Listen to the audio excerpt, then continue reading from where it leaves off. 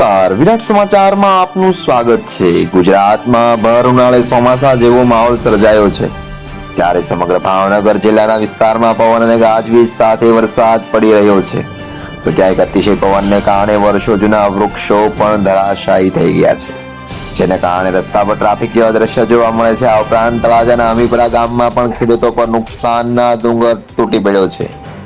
કમોસમી વરસાદને કારણે કેરી, કેળ, બાજરી, ડાંગર, તલ સહિતના પાકોને ભારે હાનિ પહોંચાડી છે, જેનાથી ખેડૂત આજે કુદરત આગળ લાચાર બનેલા જોવા મળ્યો છે। આ બાદ સમાચાર સાંભળવા માટે અમારી ચેનલને લાઈક કરો, શેર કરો અને સબસ્ક્રાઇબ કરો। આભાર।